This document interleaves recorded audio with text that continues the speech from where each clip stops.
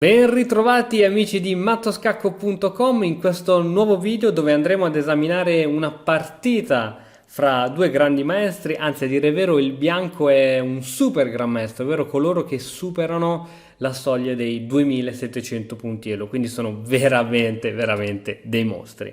Parleremo un pochettino di strutture pedonali, di come sfruttare determinati vantaggi e di come realizzare dei piani di gioco efficaci. Per approfondire questo ti invito a dare un occhio al corso che abbiamo realizzato all'interno dell'Accademia che si chiama Piano Vincente. Ma ora veniamo a noi.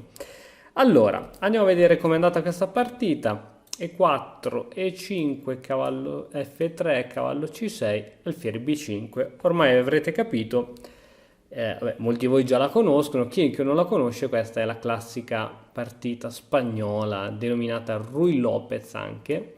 A6, alfiere A4, mossa migliore, D6 è una possibilità, difesa Steinitz, variante Steinitz, scusa, Arrocco, cavallo F6, qui tutta teoria, torre N1, alfiere D7, C3, dando anche la possibilità di ritirata all'alfiere e sostenendo una possibile spinta in D4, G6 per mettere l'alfiere in fianchetto, D4, B5 per scacciare l'alfiere che va in B3 rimanendo su questa forte diagonale, alfiere G7 e adesso il bianco si lascia un po' prendere dalla foga. Che cosa giocheresti adesso se fossi il bianco?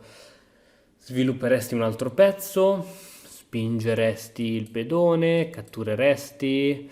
Che cosa faresti? Pensaci qualche secondino. Qui diciamo le mosse di routine e i piani di routine sono di giocare H3 che si può giocare quando si vuole per impedire queste entrate qui e andare poi a giocare cavallo BD2 che va in F1 che va in G3. Questi sono piani tipici per quanto riguarda questo gioco. Il bianco si lascia un po' ingolosire e gioca alfiere G5 con l'idea che dopo cavallo in BD2 non rimane con un alfiere tappato e l'idea, per carità, l'idea ci sta, però l'idea dell'alfiere in G5 però non è buono perché se lo andiamo a esaminare dopo che il nero gioca H6 che cosa facciamo con questo alfiere? Ritorniamo indietro? Allora che cosa l'abbiamo giocato a fare? Oppure dopo H6 andiamo in H4? Oddio, non so quanto sia bella questa casa H4. E se poi in futuro il nero gioca G5 e andiamo col nostro alfiere in G3, che è veramente un alfiere inutilizzato, totalmente inutile. Quindi questa è stata una mossa un po' frettolosa. Chiaramente non è una di quelle mosse che ti fa perdere la partita, ma sono quelle piccole concessioni che offri al tuo avversario.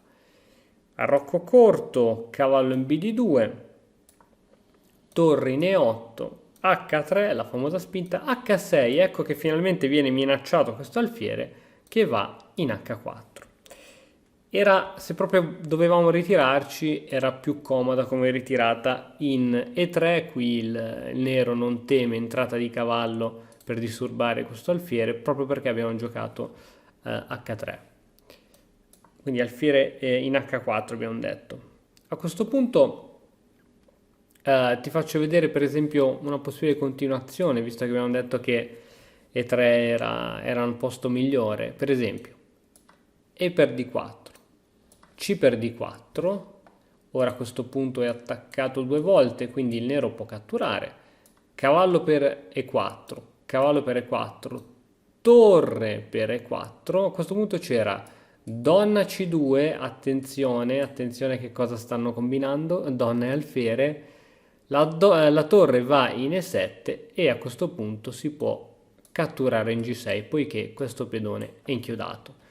Se anziché giocare la ritirata di torre si giocava semplicemente un donna in E8, c'era adesso alfiere per H6, una possibile continuazione. Ora c'è un doppio attacco su questa torre, una possibile continuazione, cambio, si attacca la donna, donna F8 e qui insomma il bianco sta molto bene, motivo per cui la ritirata dell'alfiere in E3 era buona. Vabbè, non parliamo di cose che non sono accadute, alfiere in H4 è il momento del nero che gioca cavallo in A5. Tipica manovra da parte del nero in questa posizione con l'idea di liberare il pedone C7 e C5. La spinta di questo pedone, oltre che aumentare la pressione sul centro, andrà a dare la possibilità alla donna di piazzarsi su C7 e quindi trovare anche un'altra possibilità di muoversi, perché se ci pensi adesso la donna nera può andare solo qua, oppure dovrebbe fare numeri da circo per trovare posizioni abbastanza tranquille, sicure e attive soprattutto. Quindi questa è una mossa molto forte. A questo punto alfiere C2. Il bianco ci tiene tanto a questo alfiere a non cambiarlo, giustamente C5. Ecco, questa è la struttura pedonale tipica che possiamo trovare all'interno della formazione spagnola. Il bianco è preparato, non ha paura di questo tipo di spinta, poiché i suoi pezzi sono messi veramente molto bene. Adesso il bianco giocò cavallo B3. L'idea è che se il nero gioca passivo, l'idea di questo cavallo B3 è che se ora il nero fa una mossa, supponiamo abbastanza passiva come era in H7, guarda che cosa succede. Si cattura il cavallo, si mangia con la donna, catturiamo il centro, cattura il centro, attenzione a questo alfiere che è difeso solo dal cavallo, eliminiamo il cavallo, così andiamo a vantaggio di un pezzo.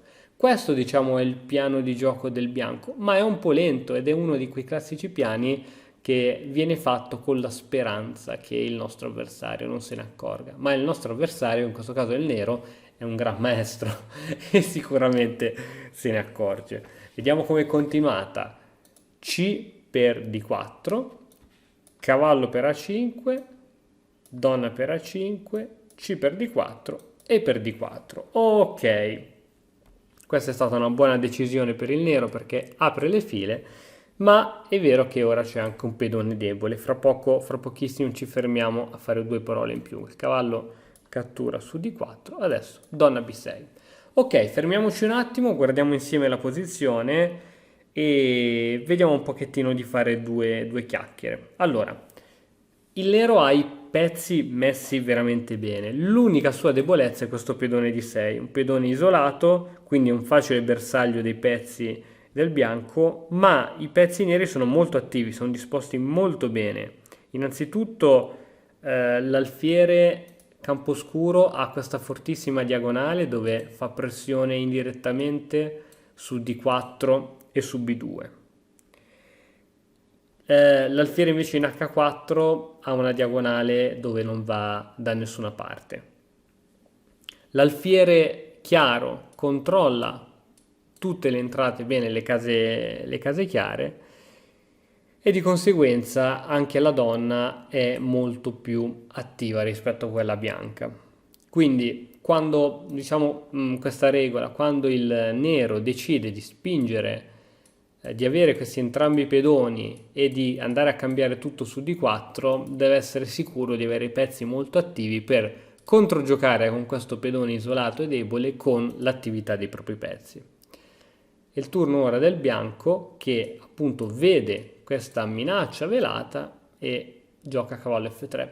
Ragazzi, una delle considerazioni per quanto riguarda i giocatori forti è che cercano di non lasciare mai i pezzi sospesi, poiché dopo un tatticismo, dopo qualcosa, questi sono facilmente catturabili. Cavallo in F3 e ora alfiere in E6. L'alfiere si posiziona in questa diagonale, non che ci sia qualcosa di particolare, ma vuole in realtà dare spazio al cavallo di muoversi su D7 e da D7 potrà prendere punti importanti come C5 e come E5. Saranno due forti avamposti per il cavallo. Dopo questa mossa cavallo D4 e adesso alfiere in C8. Niente, qui siamo un po' diciamo in una situazione di stallo, torniamo indietro di qualche mossa, abbiamo avuto cavallo qua, alfiere qua, cavallo qua, alfiere qua, non sta succedendo nulla di particolare, Adesso l'idea del nero è quello sì di lasciare lo spazio D7 per il cavallo, per riposizionarlo, ma è quello di mettere l'alfiere in B7 dove darà seri problemi e questo pedone ora diventerà bersaglio da parte del nero con l'alfiere, con il cavallo, con la torre e via dicendo. È il turno ora del bianco che gioca donna D2. Alfiere B7, alfiere per F6, alfiere per F6 e ora torre in A va in D1. Dato che c'è tanta pressione, il bianco decide di controllare, di piazzare l'altra torre al centro, ma guarda un po', D5. Quindi questo pedone che era debole, pedone isolato debole, in realtà va alla riscossa D5 andando a sferrare il colpo di grazia al bianco. Alfiere B3, ora che cosa può fare il nero? Qui, cosa può fare, sì, il nero. Qui gioca questa cattura. Quali sono le altre possibilità invece per quanto riguarda il bianco? Abbiamo due possibilità. Abbiamo per esempio la cattura. Se io catturo cosa succede? Cattura, cattura e ora perdi un pezzo. Se invece anziché catturare spingo, qui cosa succede? Cattura, cavallo in F3, alfiere G7, alfiere B3, D4, con una posizione nettamente superiore per il nero. Di conseguenza su questa mossa alfiere B3 è buona. Vediamo come è continuata. Abbiamo detto che appunto il nero qui ha catturato con la torre, alleggeriamo la posizione e ora cavallo F5. Cavallo F5 è una mossa interessante, è un buon tentativo diciamo per cercare di mantenere un po' l'attività. Dopo questa presa si può catturare con la donna in H6 e si ha una situazione di pareggio, si può anche terminare la partita con una serie di scacchi perpetui. Quindi è interessante. Chiaramente il nero non abbocca e gioca torre di 8 minacciando la donna. Il nero cerca di prendere tempo con delle mosse intermedie, scacco in H6 di cavallo, il re si sposta. Donna C1, la donna deve rimanere su questa diagonale per difendere il proprio cavallo, ma dopo torre per D1, chiaramente non si può catturare di donna altrimenti si perde il cavallo, sempre il tema della deviazione, si cattura di alfiere e ora ulteriore spinta in E3. Si è praticamente interrotta la comunicazione fra la donna e il cavallo. Quindi ora c'è una doppia minaccia, c'è la minaccia di catturare su F2 con scacco supportato dalla donna e la minaccia di catturare il cavallo. Il cavallo si deve togliere da qui, si cattura in F2 scacco, re in F1 tipica mossa difensiva in queste situazioni, onde evitare inchiodature e altre robe varie, il re si mette dietro il pedone anche se è molto pericolosa e da valutare bene, alfiere D4 per supportare questo pedone fortissimo. E adesso vediamo come finisce la partita. Il bianco cerca controgioco con donna H6, re G8, donna in F4, donna C6,